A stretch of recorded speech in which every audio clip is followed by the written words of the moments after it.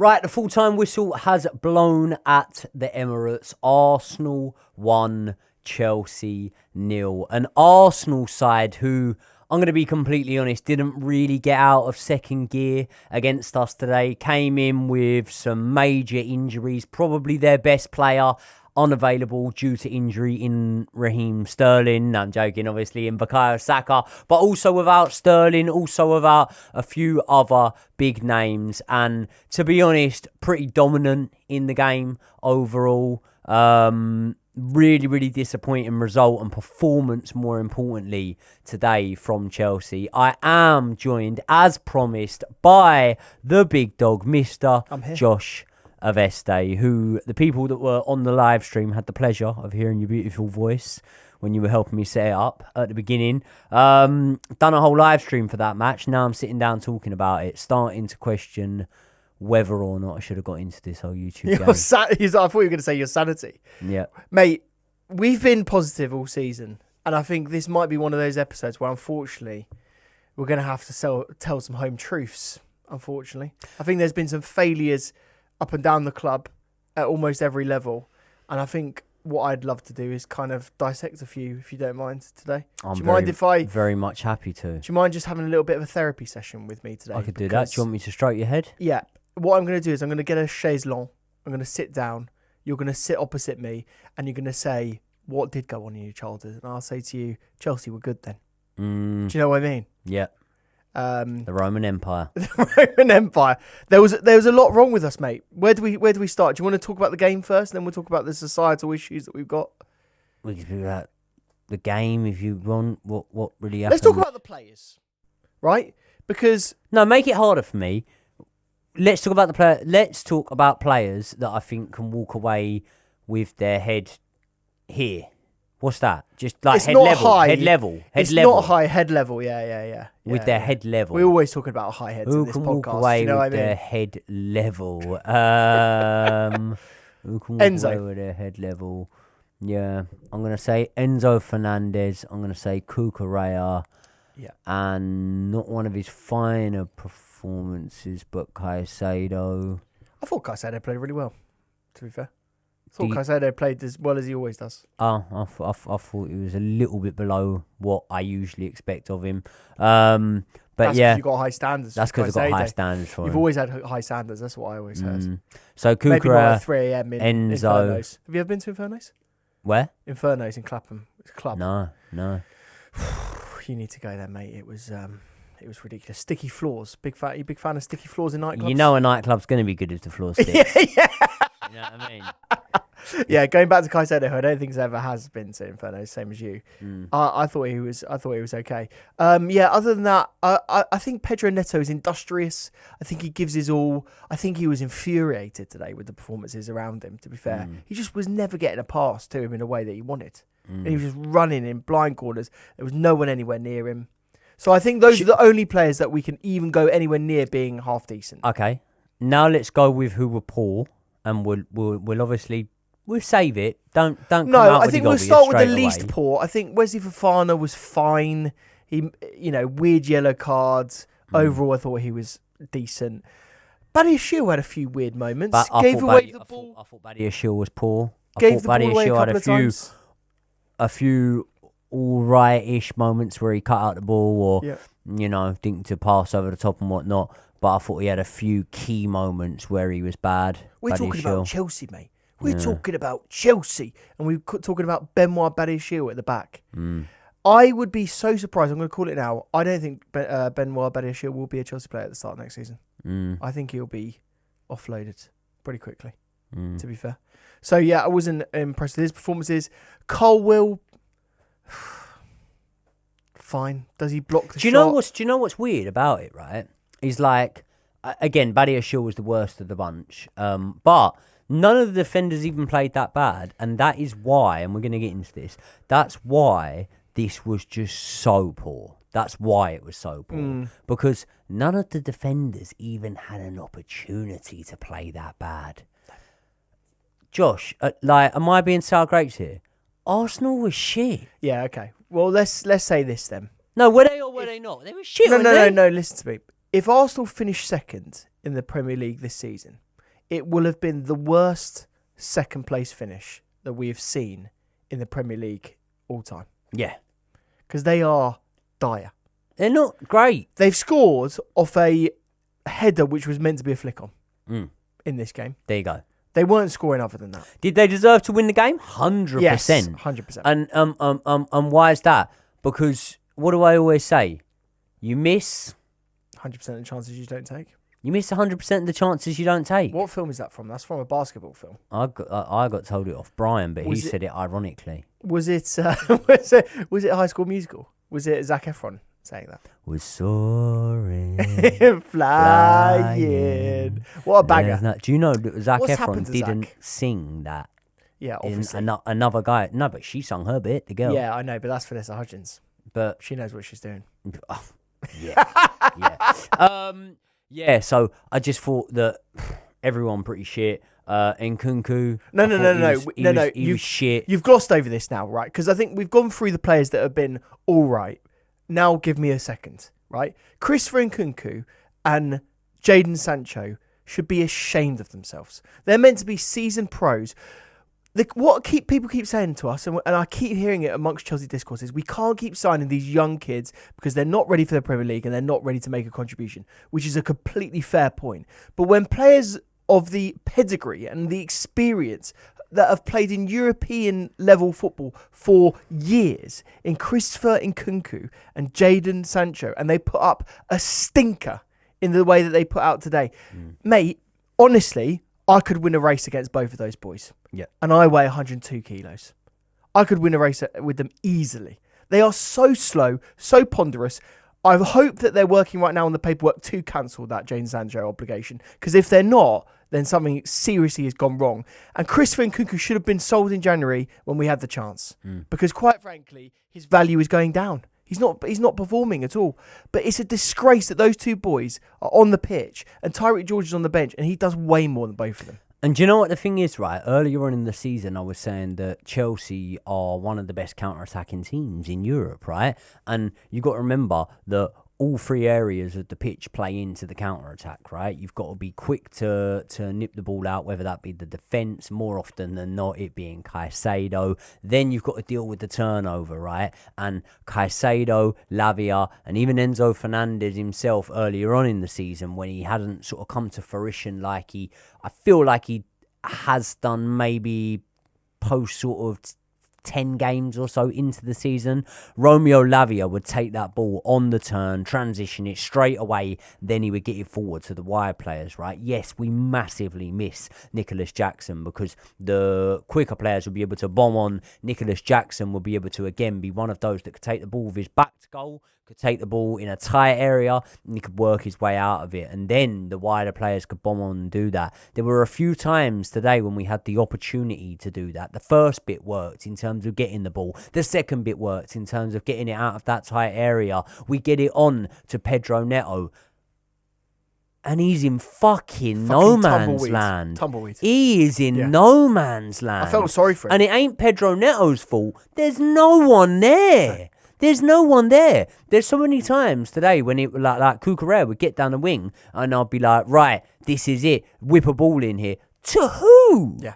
It's a disgrace. And to be fair, we will get onto this in a second, but I think the manager's tactics, as much as we've said, do you know what, given the benefit of the doubt, he's got wins. Unfortunately, mate, we saw the warning signs in Southampton, Copenhagen and Leicester. We saw the warning signs and we didn't heed those warnings and we've played the same way that we always did in those setups and it just isn't good enough. But my final point is this. If those boys don't have the desire, when we're scouting for these players, what we're looking at at the moment is the hard numbers. Can they beat a player one-on-one? Are they doing the right things in terms of crossing? Do they get shots away? Percentages. We're playing Moneyball, right? What that system will never, ever be able to identify is someone's character and someone's desire. Exactly. And the key thing with both of those players, now fair play, it's a little bit of a rod for our own back because we pushed Christopher Nkunku out of the team. So... Nah, he can fuck off. He can fuck off. He's earning as much money as he's earning per week. He should still be busting a gut week in, week out and trying to at least prove his value. Like, at the end of the day, we heard the thing of, Bayern wanted Nkunku. Do they still want him?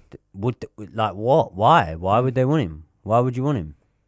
Exactly. Doesn't give very much, does he? Because let's say, for example, if Bayern do go and have a season, Bayern dominant every season more or less, but if they do go and have a season off like they've had in the past with Leverkusen and, a small part at times with Borussia Dortmund, if they do go and have one of those seasons, well, he's giving you enough of a sample size to show that when the chips are down, he's not going to fucking drag his put his weight. Yeah, there's no excuses anymore as well, right? I feel sometimes I've been a little bit of an apologist about Christopher Nkunku because I've said to him, well, he isn't playing in his right position, whatever, right? Where the fuck is his right position? He's played everywhere. He's played everywhere. Where does Christopher Nkunku actually want to play? He probably wants to play as a number 10. He's been tried in every other position. Get a grip, mate. Just put out some performances.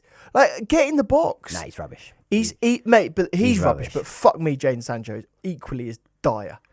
Say, for example, he doesn't give a fuck. Chris Nkunku as a number 10. You saying the number 10 is his best position? That's what he wants to play. Number 10. Okay. Where are West Ham in the league? 13th, I think, at the moment. Round there. Paqueta's a million times better. Kudus is a million times better. Kudus, who we were going to sign, is a million times better. I'm trying to think. I mean, to be honest, right? Bruno Fernandes and Man United. To be honest, people say, oh yeah, of course, but people that say winger, but Amari Hutchinson finds himself in the 10 space for Leicester. He's a better for Ipswich. He's a better player. For Ipswich, quite often. Yeah. Amari Hutchinson is better than Christopher Nkunku. Tyler Dibbling at Southampton, one of the worst teams that we'll ever see in the Premier League, is better than Christopher Nkunku right now. Yeah, that's worrying. And he's an 18-year-old kid. That's worrying. Doesn't even get in the under 20. Actually, he is in the under 21s. And then if you say he's a left winger, for example. Oh, fuck me. He's not a winger. No, but if you say he is, then fuck me. Every other left winger in the Premier League is better than him. Like, and I'm not saying this on a like to talk down to this player, mate. Do you know how impressed I've been every time I've seen him live, which is quite a few times now? Semenyo. Is it Semenyo? Semenyo is head and shoulders better than him. Mate, Jacob Murphy is better than him. Yeah. Like, he'll be playing the Championship in a couple of years. Yeah. Probably be scoring for Newcastle today in the Cup final. There you go.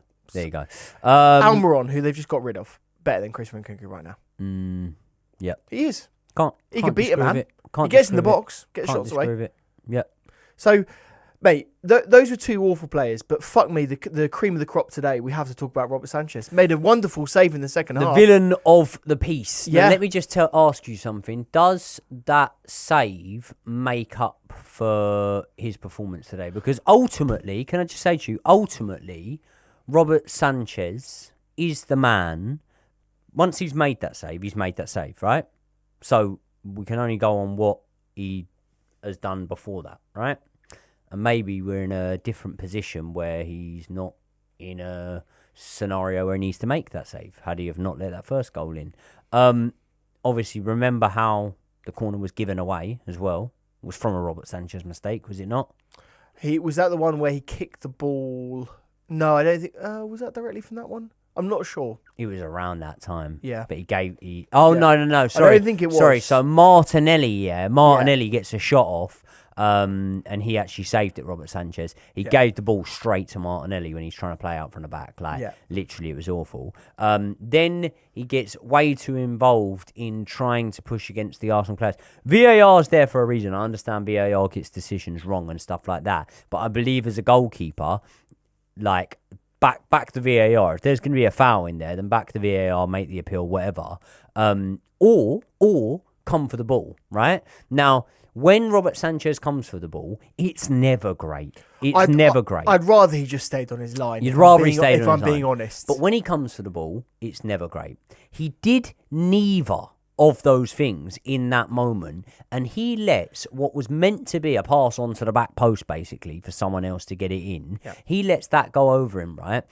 Now, they used goal line technology on the save that he made, and I didn't acknowledge it. It was a great save, right? They used goal line technology on the save they've made. You see if they used goal line technology on where the ball was when it bounced in to when it entered our goal from that corner. Where Robert Sanchez was. No, where the ball was. Yeah. Do you know where the ball was? Gone.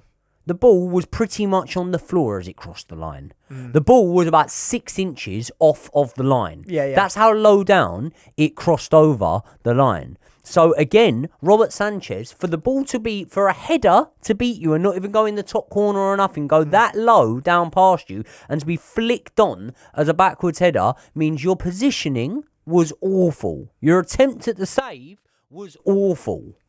Sanchez, with hair or without hair, is just Sanchez and he's shit. He's no good as a Chelsea goalkeeper. He's more aerodynamic, but not in the ways you want. But also, I think what this does indicate, and I'm glad we've mentioned Sanchez last, because I think he's rightly slated. But it's also an Enzo Maresca issue, this is.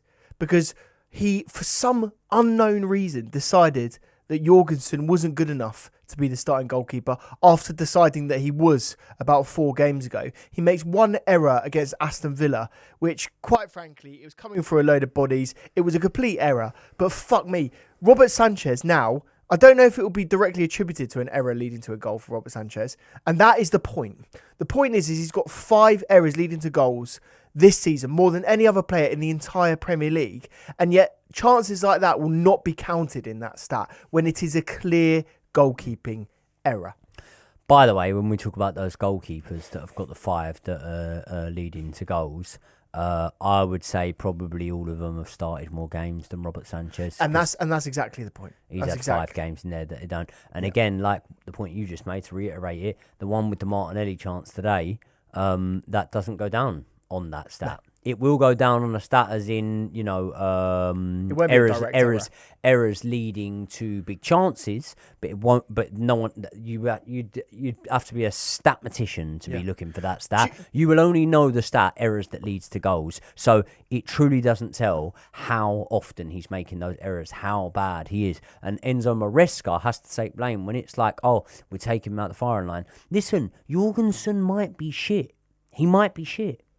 He's not as shit. But at least he's not as shit. Yeah. And then when I blame Enzo Maresca, right, full blame goes on Enzo Maresca. Full blame goes on Enzo Maresca for starting Sanchez today over Jorgensen, for persisting with Sanchez over Jorgensen, right? And I don't know, maybe you see something there that we don't see on the training ground and whatnot. But here's where we've got to come down to the board, right? I said it on the live stream. How many points, realistic number here, how many points better off do you think we would be as a result of having Petrovic in goal for us for every game this season? So 29 games, how many points better off do you think would be? Because and I'm on about clear points that Petrovic would have saved us in matches. So say, for example... Saved us or not cost us. Or not cost us. Say, for example, today, right, that's 1 point. That's 1 point because Petrovic doesn't let in that goal from the corner. Yeah, we can't go on. Oh, yeah, but then Sanchez saved one that someone else might not. No. I think Petrovic probably saves that one. And Petrovic probably saves it, right? But I'm on about today. That's 1 point, right? Yeah. So how many points? I said that a non-overreactionary take on it is 10 points. Would you say so? I actually think that is realistic because if you think about it. It's 2 points from this game. He's made 5 other errors. So let's say it's 2 points just from those games. Yeah, like it's easily 10 points. I think 10 points is absolutely fair. And if it was 10 points that having Petrovic in goal would have saved us this season, we'd be above Arsenal. We'd be second in the league table. Yeah, we'd be above Arsenal. We'd be second in the league table if it was 10 points that Petrovic had saved us this season. And to be honest, again, when I said that, it would probably be fucking more than 10 points. It probably would. Because momentum builds everything. So now we speak about the board off the back of this game, right? You did not give Enzo Maresca a chance to work with Petrovic this season. We know that because we know that you didn't give him a chance to work with Trevor Chalobah this season. You can say, oh, well, Chalobah weren't in the lineup today. When Chalobah came back, he was used straight away, right? Enzo Maresca definitely values Trevor Chalobah. Whether he puts him above Levi Colwell and whether he puts him above Wesley Fofana is a separate entity. But does he value him enough to have him there? Yeah. And I'm talking about two players there in Levi Colwell and Wesley Fofana, who you can say what you want about and whatever, but I do think they are top quality centre-backs. They will become top quality centre-backs. At this moment in time, they're in a team that's struggling, right? But if you put Petrovic in a room with Robert Sanchez and Philip Jorgensen, my God, the man is fucking a million times better. Enzo Maresca would have worked that out. But before we get into all that, have you not noticed the spike in temperature? The weather is better and the mood is generally lifted. In the UK right now, we are finally in t-shirt weather, and that means summer is around the corner. But are you ready for summer? Are you ready to step out looking at your best? And the real question is, can you really look your best without Manscaped? Because there's 12 million other blokes worldwide who are using Manscaped right now to look at their best. And if you use the code JOEYKNIGHT at checkout, you will get 20% off and free shipping on your order at manscaped.com. My go-to at the moment is the Beard and Balls bundle, because when they see you looking this good upstairs, you don't want to disappoint them. You need to look just as good downstairs. So we'll start off with the Beard Hedger, which is helping you leave your beard looking as clean, fresh, and crisp as you desire. Then we move on to the Lawnmower 5.0, which helps you keep trimmed up and smooth in any other place you might want. Now, the Beard Hedger has 20 adjustable settings. This will help effortlessly shape your beard from light stubble to a well-defined style. And the Lawnmower 5.0 has a dual blade system to help keep things effortless, fresh and smooth, even in the most sensitive spots. And it has skin-safe technology designed to minimize nicks and irritation. And you don't have to worry about how long these bad boys will last, because you get up to 60 minutes of runtime with the Beard Hedger and 75 minutes with the Lawnmower 5.0. And both have a waterproof design, meaning that you can use this in the shower. Not only that, they've got precision lighting on the Lawnmower 5.0, which helps you keep smooth even in the darkest of areas. And Manscaped offer a 30-day back guarantee, meaning you can try the Beard and Balls bundle completely risk-free. So hit the link in the description, use the code JOEYKNIGHT to get 20% off and free shipping on your order. Huge thanks to Manscaped. Let's get back into it. Enzo Maresca would not be starting Robert Sanchez in games over Petrovic had he been given the opportunity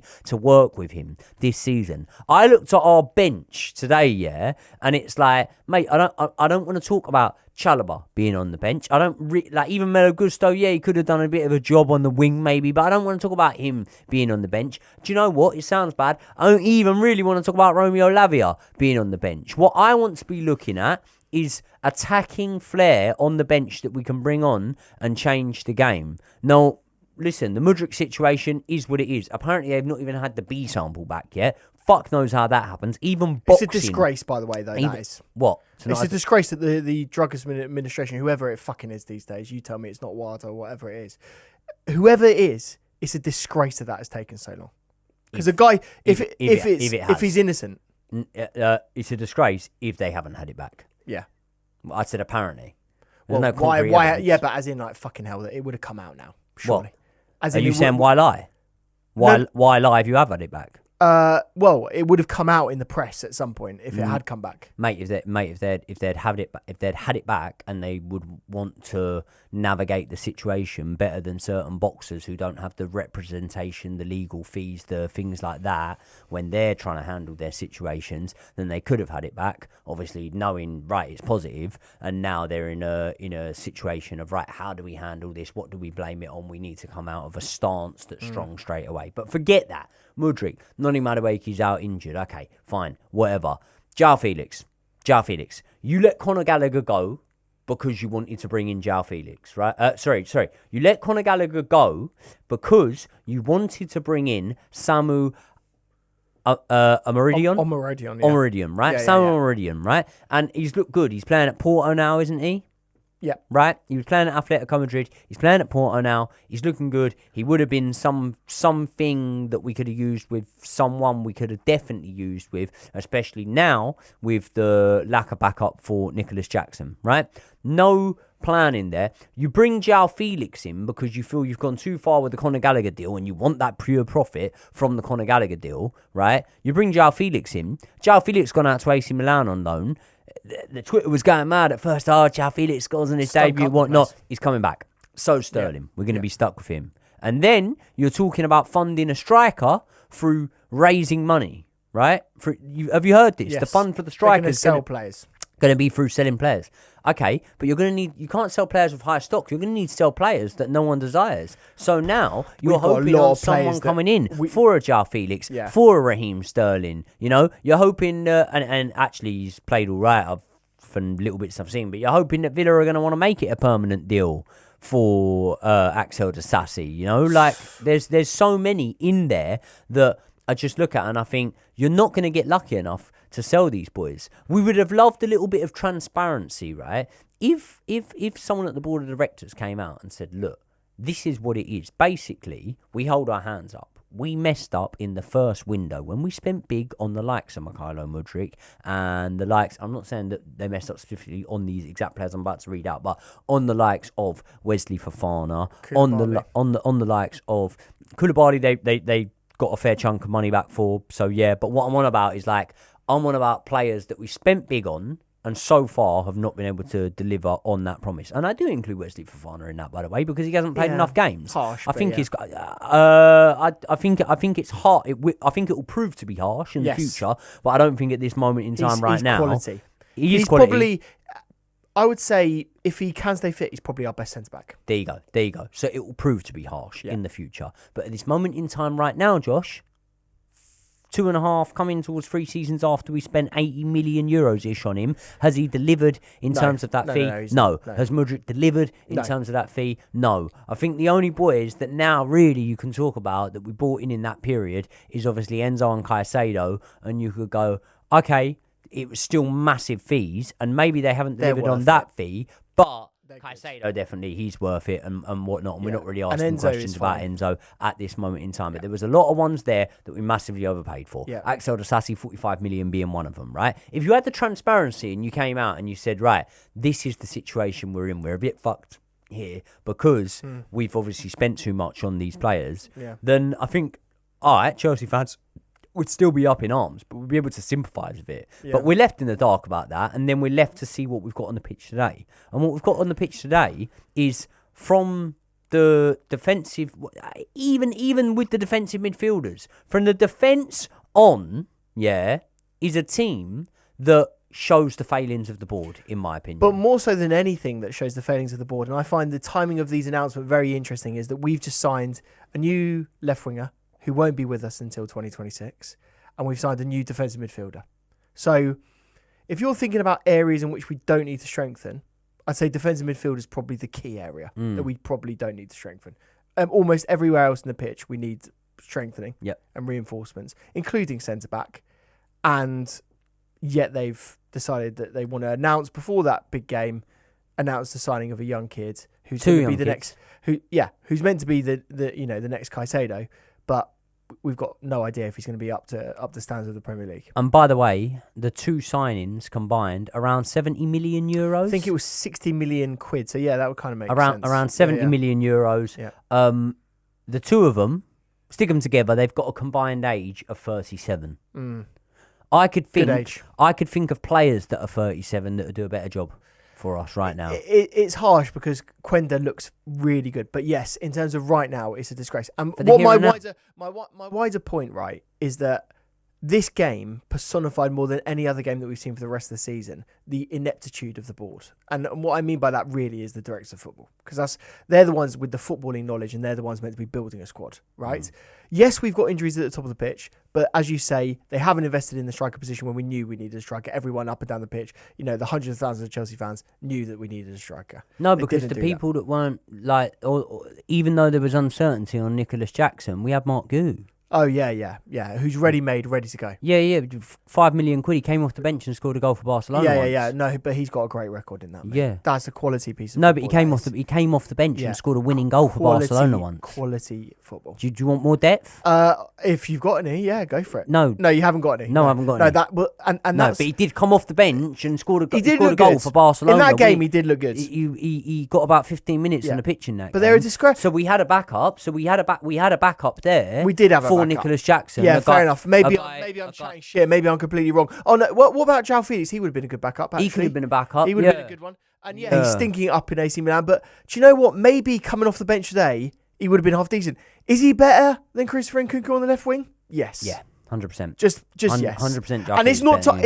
It's gone past the point now of bantering these guys.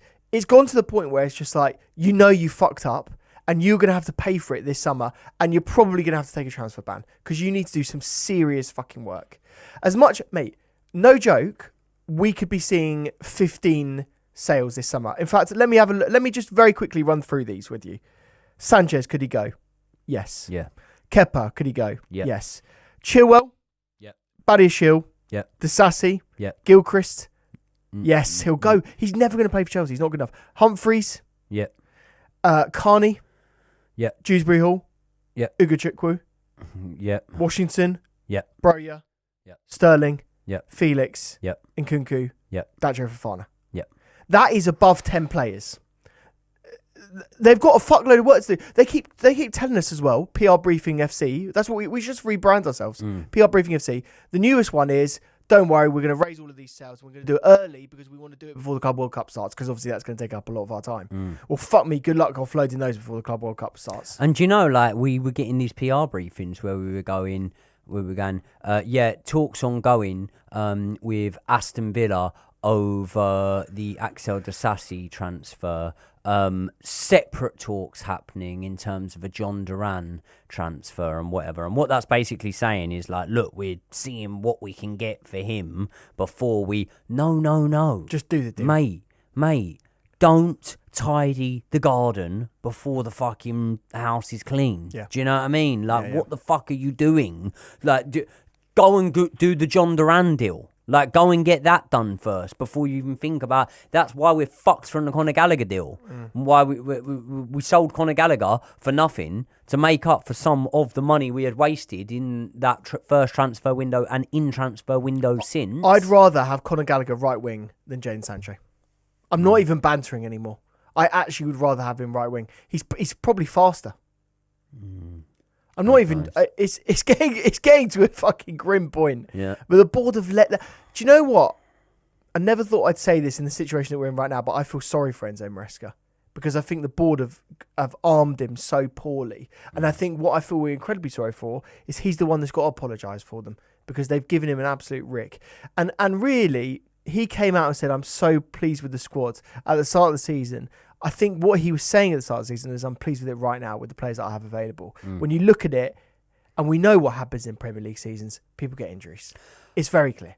Our biggest sort of worry, really, in the short term, next couple of weeks after the international break, really need to be Newcastle.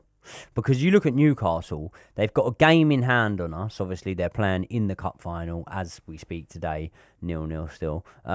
They've got a game in hand on us, but when they come back to the Premier League, they've got to play Brentford at home and then Leicester away. So by those two games, they could have leapfrogged us in the league. With Manchester City, Man City are shit this season. Man City are so unpredictable by their standards, but they could string 5 wins together. Easily. Do you know what I mean? Like, they could. So now we're looking at things and you're thinking, God, like, it really, really needs When we to did improve. the prediction video, and if you haven't seen this prediction video, I strongly recommend you do it, because what we did is we went through and guessed where each of the teams would finish by the end of the season that are racing for the Champions League race. I was laughed at by Joey at the time when I said that we were only going to win 3 games, and many of the comments, to be fair. Do you look back on that now and go, to be fair, that's kind of realistic? No. How the fuck are we going to win 5 games? Well, I still think we beat Spurs. Okay. I still think we beat Spurs in our next game. Yeah, they're crap. They just lost to Fulham. There's no point there's been giving an honest take and reaction when I'm downbeat and whatnot. And then there's analysing things and saying, okay, after the international break, we know that we're going to have Noni Madueke back. We know we're going to have Nicholas Jackson back. Do I think that we'll chuck him straight back into the fold? Yes. Fuck yes. Yes. If we're going on what Enzo Maresca's done so far, I think we will. I think by that point as well, I think he will be way less reluctant to be playing Romeo Lavia. Do I think we go and beat Spurs? Yeah. But it will be papering over cracks. Like, I think we can go and get a win over a Spurs. I think not that we've got them to play again this season, but I think we can get a win over an Aston Villa, over a Newcastle, although we lost twice in a fucking week to them, over a Brighton. But there's a reason why, since Thomas Tuchel was Chelsea manager, we haven't managed to get a win over any of Arsenal, Liverpool or Man City. And this is the biggest scary point. The way that the club has been run. Yeah. And the way that the club has been run has been to bring in, apart from that first Bowley season, you could argue that he did bring in players that he felt were for the here and now. Raheem Sterling was for the here and now. He was a man that had contributed so many goals over the past 3-4 seasons in the Premier League, and obviously been a key part of Pep Guardiola's thinking. Koulibaly, people have answered me, but it was a signing for the here and now. He was one of the best defenders in Serie A for probably 4 seasons in a row, something like that. But this is the biggest thing that we need to worry about. Aubameyang was a player for the here and now. He was a proven goal scorer that was being brought in when we didn't have a proven goal scorer, when we had Kai Havertz and Timo Werner to rely on and whatnot, right? So there were a few in there. But since that point, we have not brought in a single player for the here and now. And that is why, yes, quality of what we've got in our youngsters, when things are going for them, will be able to get us through certain games. But games when you have to roll your sleeves up and dig in deep, i.e. the likes of an Arsenal, of a Man City, of a Liverpool, we are just not able to compete in those games now. And we actually saw better performances against the likes of them lot under Pochettino last season, if I'm being completely honest. Probably under Potter. Yeah. If we're being completely honest with ourselves. We need to be a little bit careful of what's happened there, though, because all of those signings that you just mentioned are signings for the here and now that haven't worked. And I really do think that the board are going to start looking at some of those here and now signings, like an Nkunku and his performances today, like a Jadon Sancho and his performances today, and go, what's the point of signing the players that are ready for the here and now? They're shit and they're not motivated anyway. So might as well get some young kids in. At least we can make a bit of money off them, because you're not going to be making money off of Christopher Nkunku. And you're definitely not going to be making any money off of Raheem Sterling. It does depend though. Like, with age, it's like Caicedo's young, but you don't play like a young player. But that's what we need to find. Young, but you don't play like a young player. But we need to find those. We need to find those boys that are old beyond their years. Because we're not. I think it's a bit of a fallacy to think that we're actually going to start signing older players. I don't think we're going to. And to be fair, the track record is that they've been shit anyway. So I think this game shows that strategy isn't going to work. So to summarise, Chelsea shit today. Arsenal, no great standard either, but got to win over us today. Really poor game. And now we head into the international break. We were on 4 wins in a row. Now we head in there off the back of a loss. We need to turn up against Spurs. We need to turn up big time against Spurs now. This was one of the most predictable results, I would say, for the entire season. Like 1-0, we should have been able to predict that. We were hopeful that it was going to be a draw. But for me, it was a predictable result. So yeah, the Spurs game now, back in the day, it would have been a 6-pointer. Maybe a game where they're trying to get it to be a 6-pointer. Now this is a huge game. We need to win. If we don't win this game, I think there's going to be pressure on Enzo Maresca. You know what the problem is? And you say pressure on Enzo Maresca. I don't know, man. Like, I just think a tradesman is only as good as the tools that he's been given to work with. Like, and I'm not saying that Enzo Maresca couldn't have been better. I'm critical of his choice of Robert Sanchez. I'm critical of how late he left it to make substitutions today. However, I looked at the bench and there weren't much on there and whatnot. But I do believe that with any manager, like if we sack Enzo Maresca, we'll go and get someone of the same mould.